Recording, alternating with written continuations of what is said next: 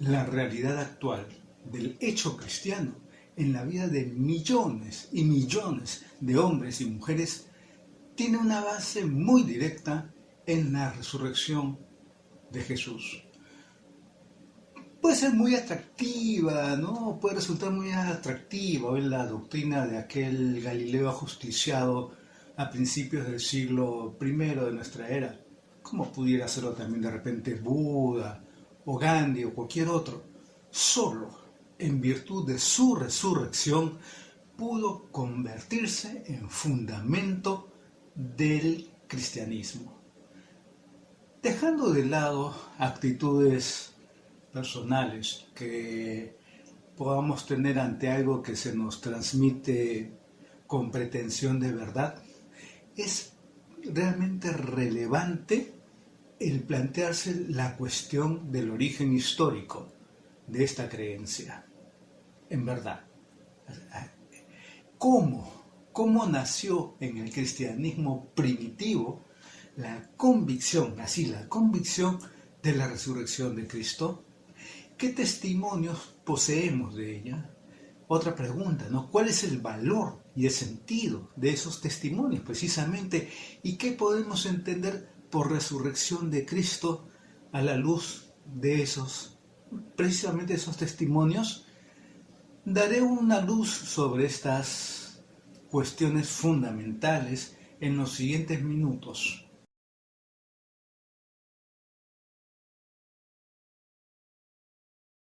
Hubo un momento del siglo I de nuestra era, no muy lejos del año 30, en que unos judíos del pueblo empezaron a predicar que Cristo había resucitado.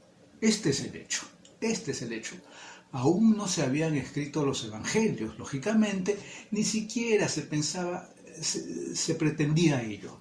Pablo, un judío de Tarso que después se haría muy famoso por su odio a los cristianos en ese tiempo, no había aún oído hablar de ese puñado de hombres que habían de poner en peligro, a su entender, de Pablo, lógicamente, los fundamentos mismos del judaísmo.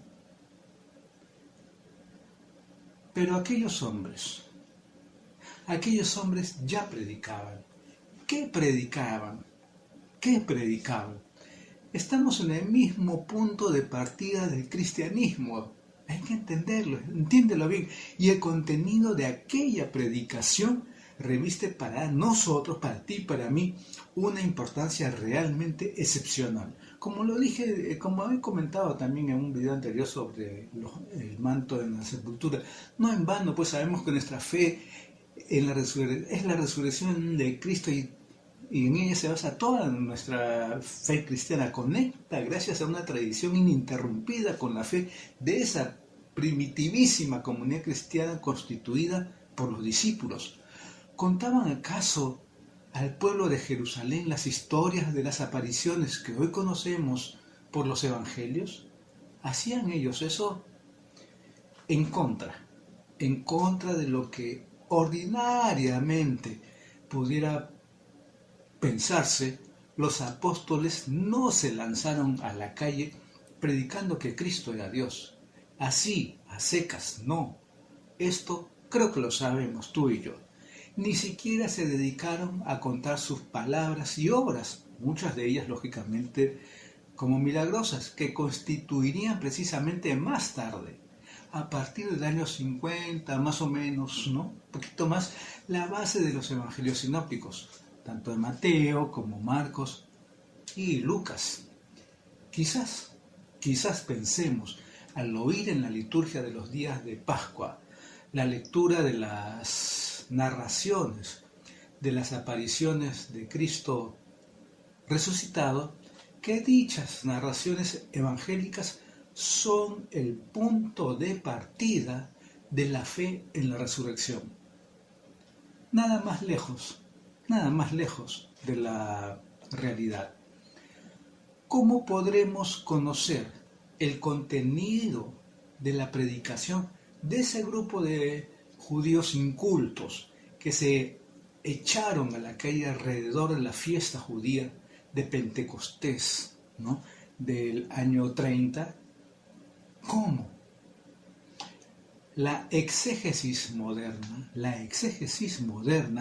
aplicándose principalmente al estudio del libro de los Hechos, que ahí se narra el inicio de los apóstoles, y de las cartas de Pablo, nos permite, voy a decir así, aislar con una cierta precisión el contenido fundamental de esa primitiva predicación apostólica.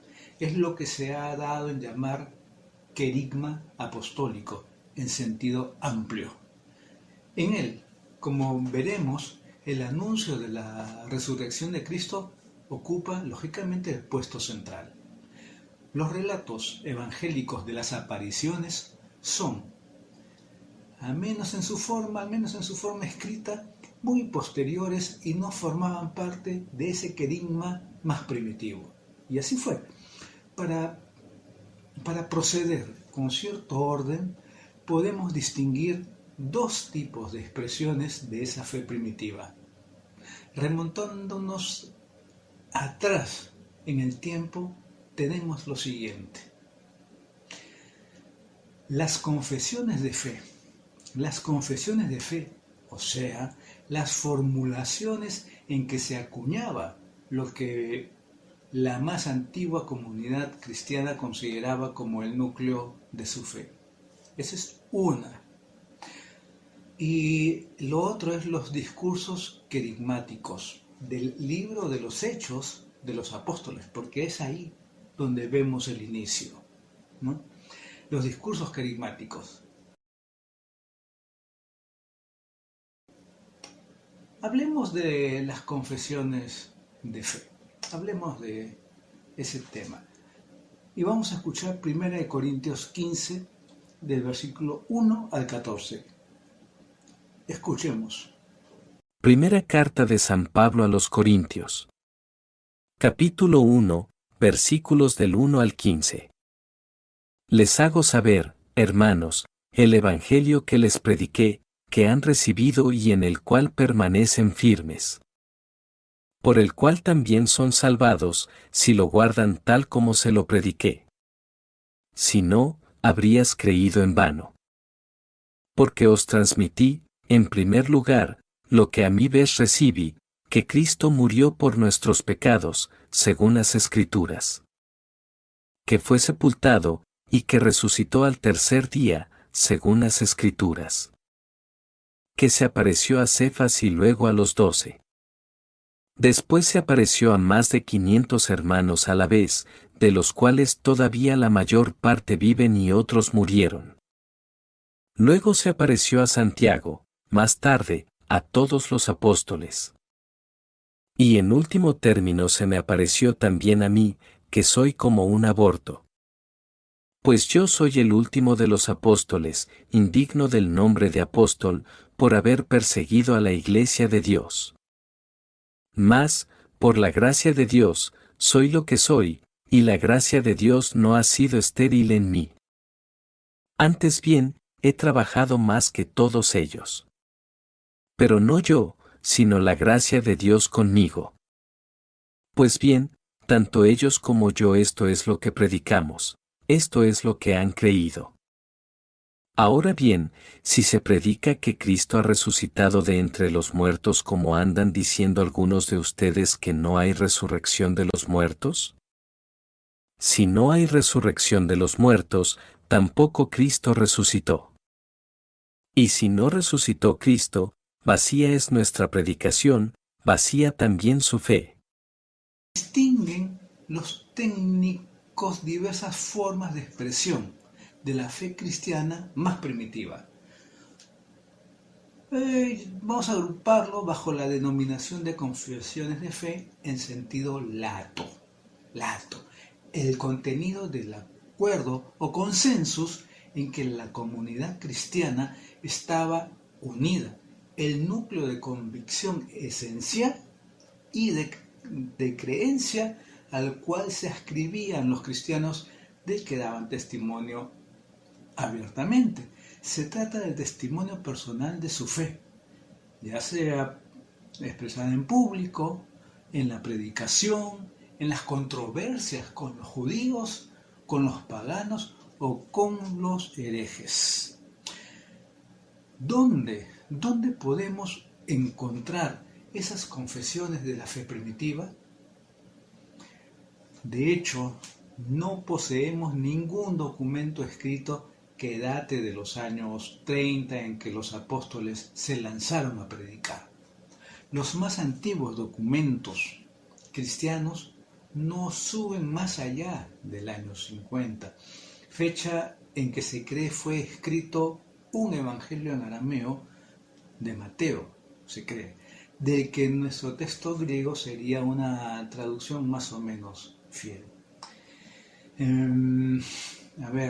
Dejando los hechos de los apóstoles para de acá unos minutos y ciñéndonos a las epístolas de San Pablo, primero podemos tomar un ejemplo especialmente que es significativo y que nos permita descubrir con cierta aproximación el contenido que buscamos.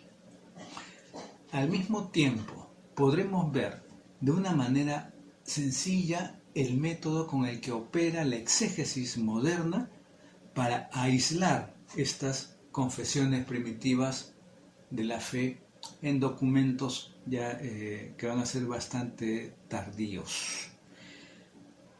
En Corintios 15, del 1 al 9, de lo que hemos escuchado, Pablo escribió la primera carta a la comunidad de Corinto durante una estancia en Éfeso, allá por los años 54 o 57.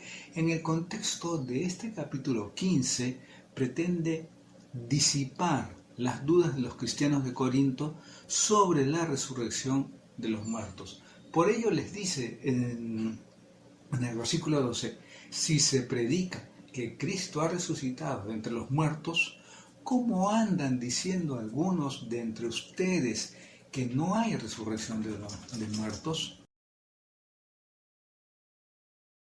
Remarcaré lo siguiente, que fue sepultado y que resucitó al tercer día, según las Escrituras, que se apareció a Cefas y luego a los 12. Eso lo vemos en los versículos 6 y 7. Existen muy poderosas razones para pensar que esos dos versículos, con ciertas precisiones, pues más o menos discutibles, constituyen una fórmula anterior a Pablo. Probablemente reflejan también una tradición anterior, pero no tan antigua como la de los versículos precedentes, ¿no? La introducción. Les recuerdo, hermanos, el evangelio que les prediqué, que han recibido y en el cual permanecen firmes, por el cual también son salvados si lo guardan tal como se los prediqué. Si no, han creído en vano, porque les transmití en primer lugar, sigue diciendo, lo que a mi vez recibí. Contiene estos ciertos términos técnicos rabínicos, como transmití lo que a mi vez recibí, que indican que se trata de la transmisión de una tradición, de una verdad recibida, estamos hablando de Pablo, que se tiene, voy a decir así, en depósito y a la que no se puede tocar. El vocabulario poco paulino, lógicamente, la cadencia rítmica y el paralelismo que hacen pensar en un himno litúrgico, los 4 qué introductorios de los 4 verbos fundamentales.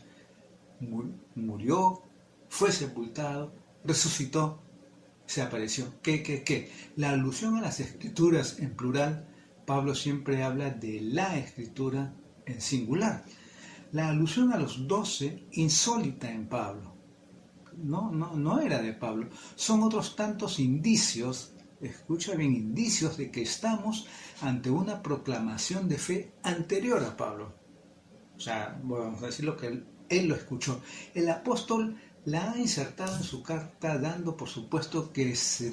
diciendo que se trata del patrimonio común de los cristianos incluidos naturalmente los de Corinto. Si Pablo había transmitido este contenido fundamental de la fe a los corintios, tuvo que ser durante su primera estancia en la ciudad. Hacia el año 50, eso lo leemos en el capítulo 18 de los Hechos, pero esa fe que él transmite la había recibido a su vez seguramente en el momento, lógicamente, de su conversión instruido por Ananías, Hechos 9, versículo 19, léanlo. Nos remontamos hacia los años más o menos 40 o quizá hacia el año 35 de nuestra era. Así pues nos encontramos ante una de las más primitivas expresiones de la fe cristiana. Estamos muy cerca de las palabras con que los apóstoles asombraron a los judíos de Jerusalén, allá por la fiesta de Pentecostés del año 30, a Jesús Nazareno, que fue entregado y a quien ustedes mataron. Dios lo resucitó, de lo cual todos nosotros somos testigos, y eso lo puedes leer en Hechos 2, 22, 23, 24 o 32. Pero si tenemos en cuenta que Lucas escribió los Hechos mucho después que Pablo escribiera la primera carta a los Corintios, podemos comprender que ambos están desarrollando un tema anterior que constituye la esencia del anuncio más genuino de la primerísima predicación cristiana. Cristo murió y ha resucitado. Nosotros somos testigos. Eso es lo esencial. Lucas escribió los Hechos probablemente después de las grandes epístolas paulinas. Sea cual fuere su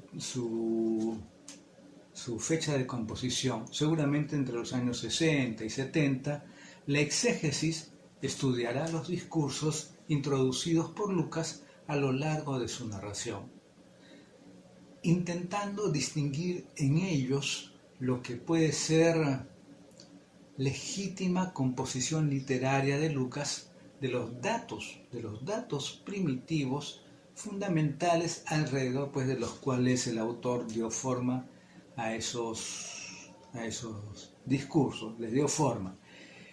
En nuestro intento por remontarnos a la expresión más genuina de la fe original de los apóstoles y de los primeros cristianos, estos textos tienen para nosotros un interés particular. También en ellos descubriremos el papel central y casi exclusivo de la resurrección de Jesús en la fe de los primeros cristianos y en consecuencia, lógicamente, en nuestra fe.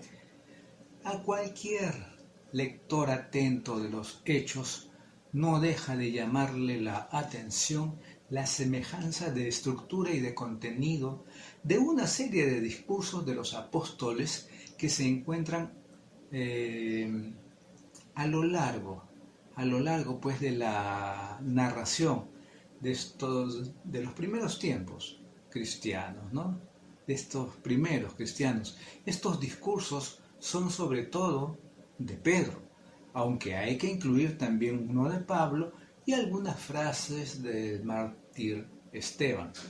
Eso lo podemos leer en el libro de los Hechos, capítulo 2, versículo 14, capítulo 3, versículo 12, capítulo 4, 5, 7, 10, 13. El esquema común en su forma más detallada y amplia, faltan elementos en tal o cual discurso, es el siguiente, es este orden, ¿no? Exordio o introducción, proclamación de Jesús. Ustedes, judíos, han matado a Jesús como la Escritura lo había profetizado, ¿no es cierto? Pero Dios, lógicamente, ha resucitado y le ha dado una nueva función o nombre, como se prueba por las Escrituras. Hablemos los textos, lógicamente, de lo cual nosotros somos testigos. También es otra expresión, y los exhortamos a la conversión. O bien, la Escritura anuncia que en Él está la salvación. Vemos a simple vista cómo el esquema de estos sermones coincide sustancialmente con el de 1 Corintios 15:35.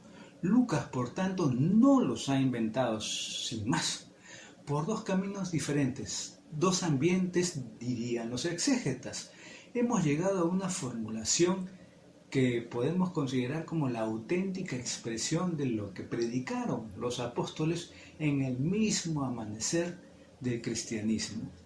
El querigma cristológico consta pues de tres hechos: muerte, resurrección y testimonio de los apóstoles, a los que se añade su interpretación a la luz de la Escritura.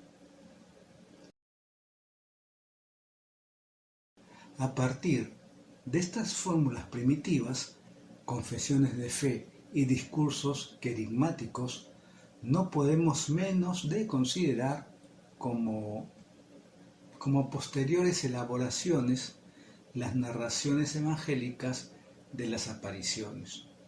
Pero a la luz de las fórmulas que acabamos de escuchar, de ver, en las que el testimonio personal de los apóstoles sobre la resurrección ocupa un puesto central, comprendemos que el interés de los fieles de la primitiva comunidad por tener más detalles acerca de esas apariciones haya ocasionado, escuchen, el que se pusieran por escrito y terminaran, lógicamente, formando parte de los evangelios, que eso, como saben, es a posteriori, ¿no es cierto? El mismo fenómeno explica la redacción de los evangelios en general. Los apóstoles no salieron a predicar la vida de Jesús terrestre, aquello que constituiría más tarde el contenido de los evangelios. Se diría más bien que, deslumbrados por la gloria del resucitado, olvidaron por el momento la vida y los milagros del Jesús terrestre. Eso quiero que lo entiendas bien, que lo entiendan bien. No es esta una actitud normal si, habiendo sido atraídos por la personalidad de Jesús, del Jesús terrestre, prepascual, y decepcionados por su muerte, hubieran querido prolongar su causa por la resurrección, como interpretación de la misión del Jesús terrestre. Creo que eso se puede comprender. Para aquellos cristianos primeros que a partir de la fe en la resurrección habían fundado su vida en la persona de Cristo, todos los detalles de su vida prepascual serían pues en adelante de un interés excepcional, y eso todos lo sabemos. Comprendemos así entonces el hecho tan subrayado por la exégesis moderna de que los evangelios sean una mirada retrospectiva desde la fe en Cristo resucitado hacia toda la vida terrena de Jesús. Quizás haya sido Juan el Evangelista quien más explícitamente tomó este punto de vista en la redacción de su Evangelio.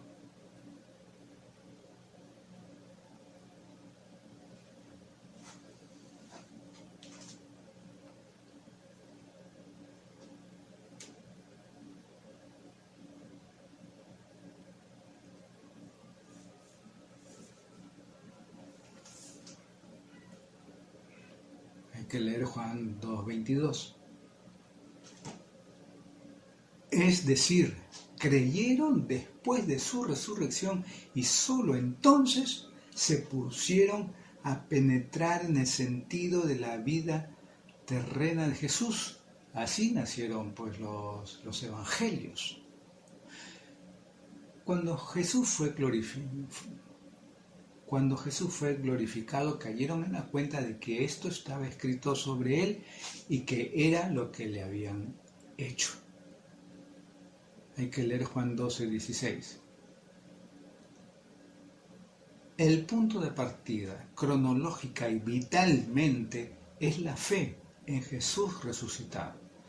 Toda la doctrina sobre el valor salvífica de la cruz, Él murió por nuestros pecados, no pertenece al más primitivo contenido de la predicación apostólica. No, eso no.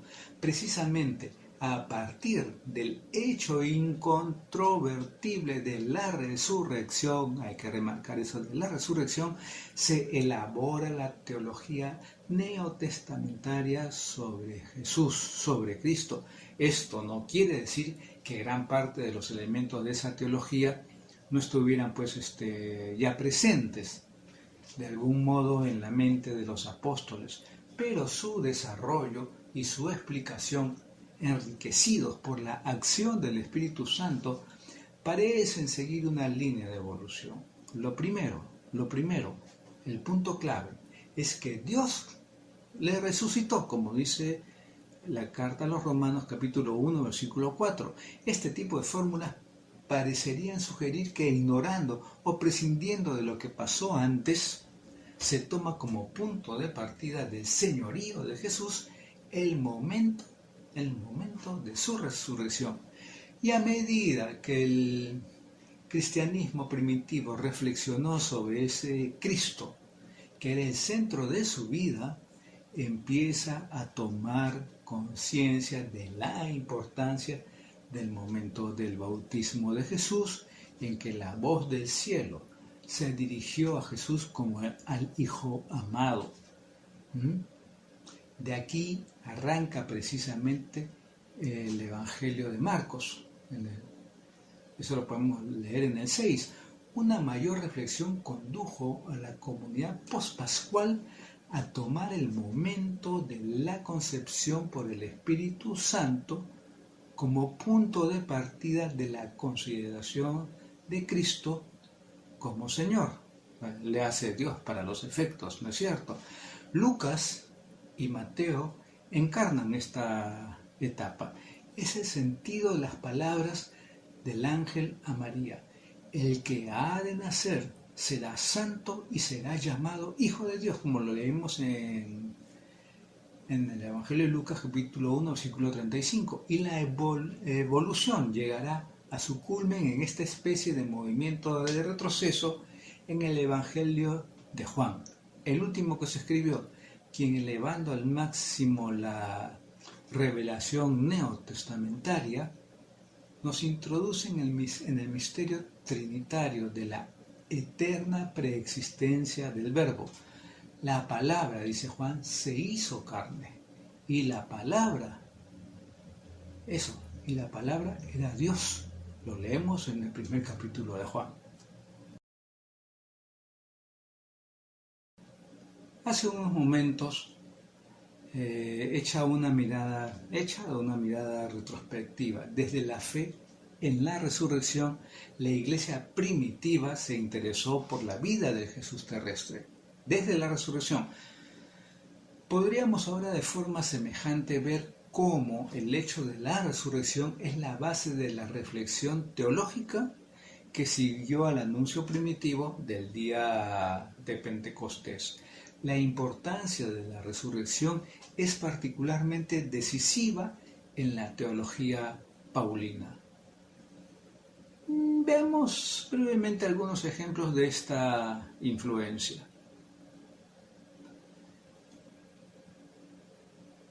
Cuando Pablo quiere alcanzar la fe de los fieles, sobre todo en la discusión con los judeo-cristianos de la epístola a los romanos, insiste precisamente en la fe en el Dios que ha resucitado a nuestro Señor Jesús de entre los muertos. Romanos capítulo 4, versículo 24, es la fórmula que cierra la disputa subrayando la exactitud de los argumentos de Pablo. En primer lugar eso. En segundo lugar, en la misma carta a los romanos a la hora de destacar el dominio de la gracia, se detiene a considerar el hecho del bautismo. Dice, fuimos sepultados con Él por el bautismo en la muerte para que como Cristo fue resucitado de entre los muertos por medio de la gloria del Padre, también nosotros, sí, sabes ese versículo, vivamos una vida nueva. Romanos 6, versículo 4. En tercer lugar, hablando de su cautiverio en Éfeso, donde parecía que tenía que desesperar de la vida, dice, para que no pongamos nuestra confianza en nosotros mismos, sino en el Dios que resucita a los muertos. Él nos libró de tan mortal peligro y nos librará. Eso dice la segunda carta a los Corintios, capítulo 1, versículo 9 y siguientes.